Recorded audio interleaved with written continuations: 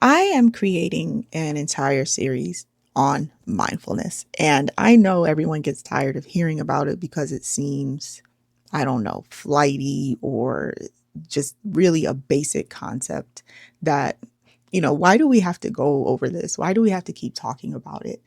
And then I had a conversation yesterday at a Black women's group that I am a part of. And I was like, no, we are going to talk about mindfulness, and not just mindfulness in itself, but mindfulness as it applies to all different areas of our life: parenting, aging, friendship, self care, you name it. We should be walking into these ideals mindfully. So I want to just for a moment talk about mindful parenting in a conversation that came up yesterday. I had mentioned the question was proposed, what is something that you wish that you could be forgiven for? And I mentioned that I wasn't the best parent to my now adult children growing as they were growing up.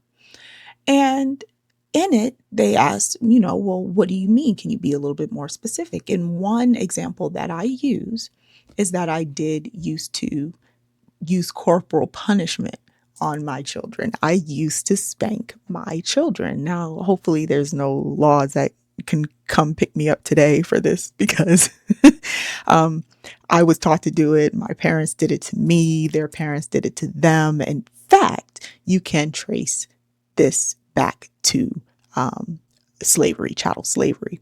So I do feel and understand that I know why we spank. I get it. I understand that it's biblical. I understand that, it's can be considered effective.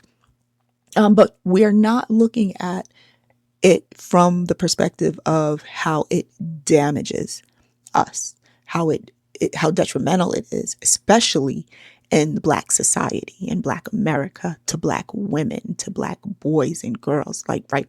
So when we are trying and attempting, especially in 2026, going into 2027, to raise emotionally aware children, uh, let's be more mindful about not just how we're speaking to them, which is a whole nother conversation and aspect of parenting that we'll talk about, but are we putting our hands on our children, and why that's not a good idea. Now, if your child is in harm's way physically, and the only way that you can get them out of harm's way is to physically yank them up, then, mindfully, that's not what I'm talking about. What I am talking about is they looked at you the wrong way and now there's a backhand, right? Or they didn't do something that you asked them to do, and now the consequence is go get the belt. Mindful parenting says if you want to correct behavior, you need to find ways to do it that start far before you are at the point of frustration and wanting to spank. And now, if you're spanking your children and you're not frustrated, I think you might need to go get some help. Something might be off with you. I'm just saying. But what are you modeling to your child? How are you modeling any emotional regulation if your first instinct is to go grab a switch off the tree because they did da da da X, Y, Z? And it's funny because I'm a grandmother now. And it was when my youngest child, who is currently 11 years old, was a few years old. And I remember having a conversation with her father about spanking. And I was like, no, I'm not spanking. I don't think it's a good idea to spank. And he was like, why not? I think we should, if it, it's effective. Da, da, da. And I said, did you get spanked? Were you spanked as a child? And his response was no, I wasn't spanked. And I said, so how are you going to say that it's right to spank somebody else? And that's just one side of the argument, right? Because most people who say that it is okay to spank were once spanked themselves. Um, I understand that a lot comes along with the mentality and the attitude that it's okay to spank. Would you ever look at your parents and tell them that they should not have spanked you and say, well, I got spanked and I came out okay. Did you really though? Did you really?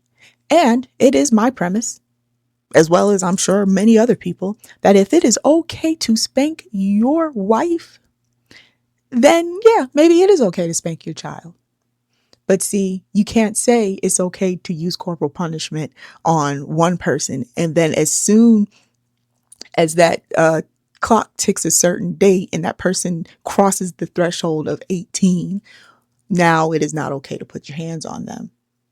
If I grew up getting spanked my whole life, what is the likelihood, especially as a woman, that maybe I might accept a man putting his hands on me?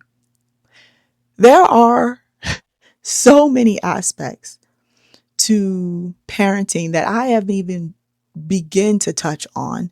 Right now, I'm talking about punishment. I'm talking about corporal punishment. I'm talking about discipline. And I am asking parents to mindfully look at how we are raising our children and if it is the most effective way possible.